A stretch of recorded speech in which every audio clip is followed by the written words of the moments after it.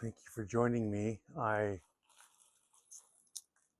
wanted to catch this moment while it was still fresh in my mind because I would like to offer you a bag of spinach.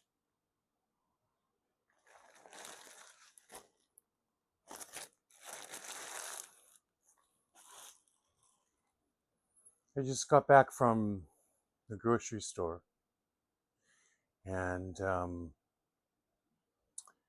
had heard from one of my doctors this morning that I have severe anemia. And I know that certainly spinach can um, provide the nutrients for anemic um, patients. And in many ways, the news of the anemia, which I've dealt with in the past, was a concerning piece of information because that could interrupt the surgery, if you know about my surgery, that is being planned for April and May. And so I went to the store, and when I got to the vegetable section, I saw that there was this very large bag. I don't know if it's 1 pound or not. It's quite large. Very large bag of spinach and a smaller bag of spinach. The smaller bag was $1.99, and the this bag here, the larger bag, was $4.99. So I had $3 in my pocket, my monk bag, and I was trying to decide whether to go home and find the coins that I needed to get the larger bag, or just live with the smaller bag and have smaller portions. And then a gentleman came right up to me and said, where are you from? Where do you live?"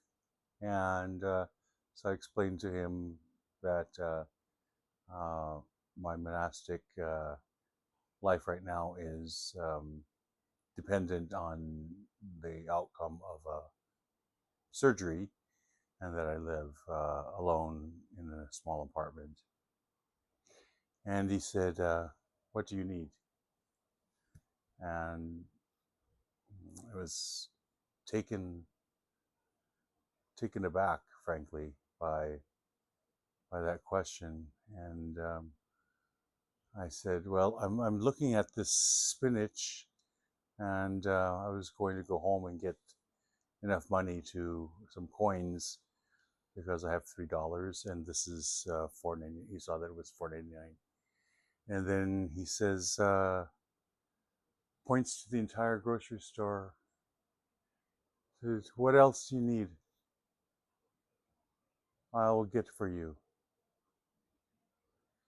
So, placing my ego aside, I folded my hands. I thanked him from the bottom of my heart. I said, "I just eat spinach."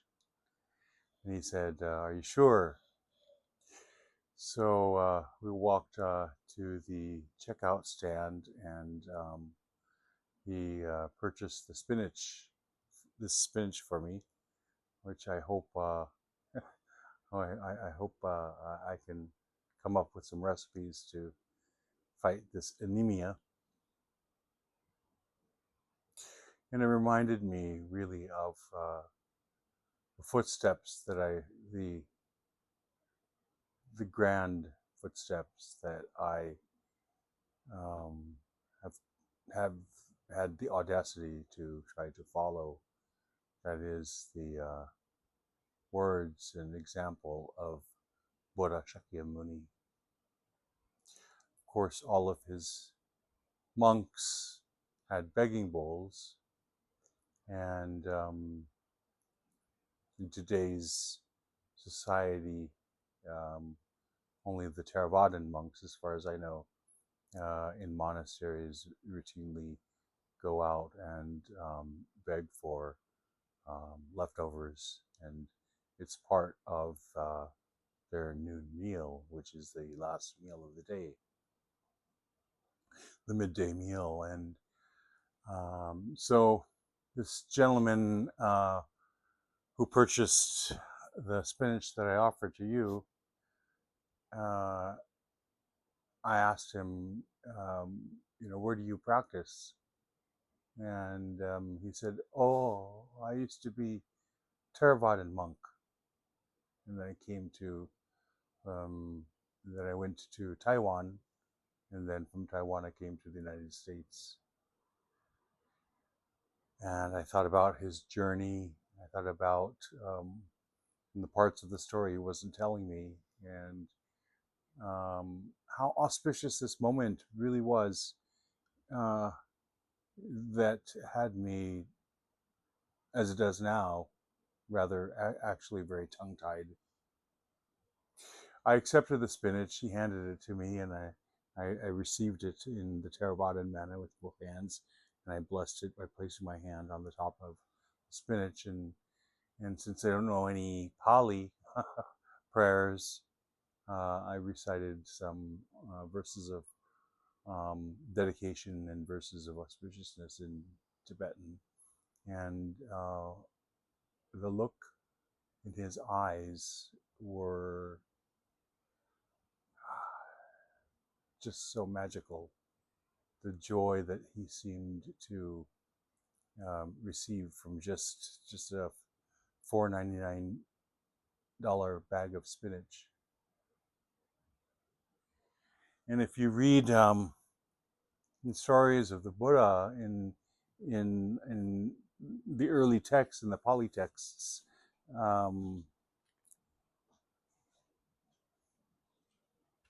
every time the early followers of the Buddha would go begging, there's always a story that goes along with it. It's not just about the generosity, or the practice of generosity. And it reminded me, and this particular reminder made me quite emotional as I was walking back to my car with my tongue tied. And it's that most people have not heard, or maybe they've heard once or twice, about the Fourfold Sangha. The Fourfold Sangha isn't something ethereal, and it isn't some, necessarily community of support. It is a prescription of the Buddha that he um,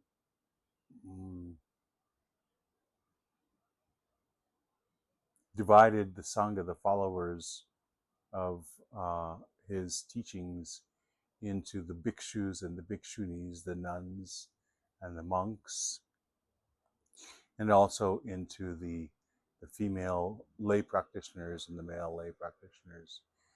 And the texts say that this fourfold Sangha has to be present in order for the teachings to prosper. When the fourfold Sangha is gathered, when the fourfold Sangha is present, then it makes that place more more specifically or more directly auspicious to receive and practice the teachings. That the Dharma is incomplete without the presence of the fourfold Sangha, the bhikshus, the bhikshunis, the lay male practitioners, and the householder female practitioners. When these gather together, then those are the auspicious conditions in which the Buddha's teachings can flourish. And when the Fourfold Sangha is present, we can say that this now is a uh, central land. And for those who have done the contemplations on the endowments and the uh, virtues of karma, and have meditated upon karma, know that to be born in a central land is one of the 5 personal endowments. And it is an important thing to remember, but also that this very small act of generosity that just flabbergasted me. It's almost as if time stood still. And he had given up his robes, and I asked him in the checkout stand, um, what does he do now? And since he gave up his robes, and he's just an Uber driver, and he's very happy with his life. And I can imagine, the challenges of leaving Southeast Asia and then going to Taiwan, from Taiwan trying to get to the United States. And this is in no way a political commentary, but just a reflection in the moment of the power of generosity. The power of generosity, one seldom sees, unless you live near a Theravadan monastery. One seldom sees a householder, practitioner of the Buddha's teachings, making offerings of food to the ordained Sangha. And I think in many ways, here in the West, we've become anesthetized to the fact that the Dharma is all around us. And yes, of course, this is a central land. The Dharma has come to the United States, to Canada, to Mexico, to Brazil, and it is as one of my Sakya teachers wrote, a short little book called Wisdom in Exile, about how the West now is the cradle of the Dharma. I'm not sure if that is true or not, but nevertheless, there is a lot of karma, positive karma. I use that word in a incorrect way many times, but each leaf of this bag of simple spinach once belonged to a plant, and that plant had sentient beings living in it. Those sentient beings have given their home and their lives, possibly, so that I can hopefully make some recipes that I can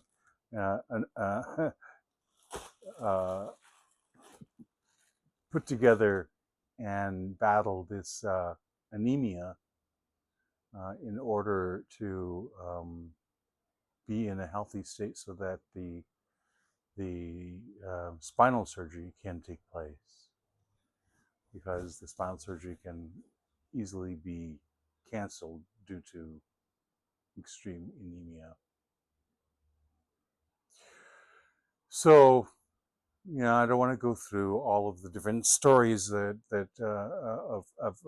Buddha Shakyamuni, talking about uh, the early Pali texts and the words of the Buddha, trying to teach his followers some of the skills that he learned, some of the insights that he had that led to his awakening.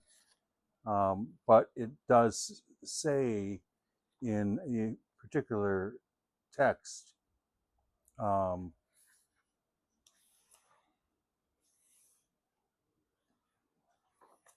that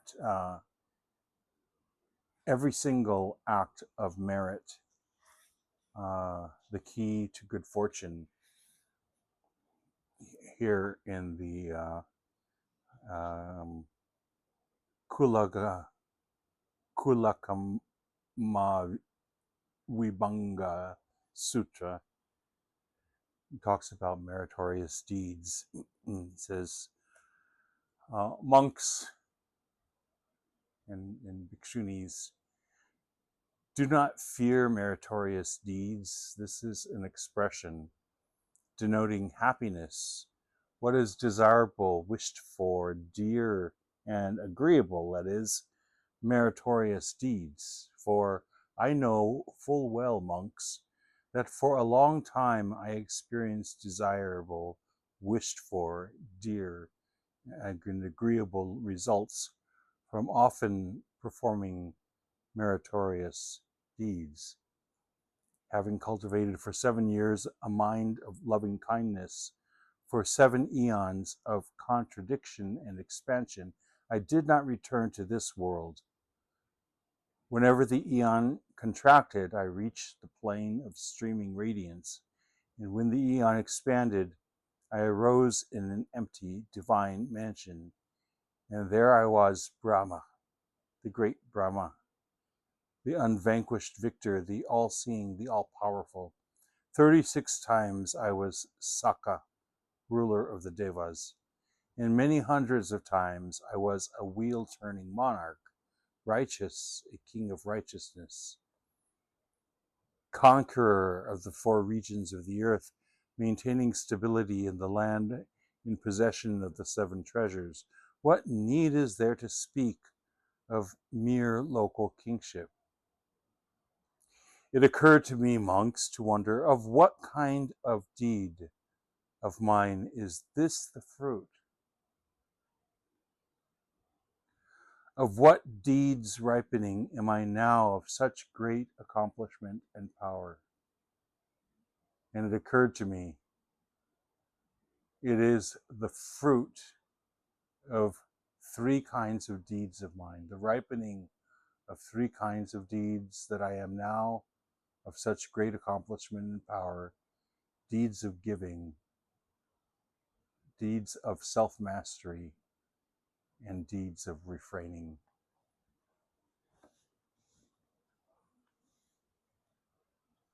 So I don't have much to say in this moment, coming home from this experience, except that I wanted to share it with you. So let's take the posture of the Buddha and um, rest in the space of the 3 meritorious deeds.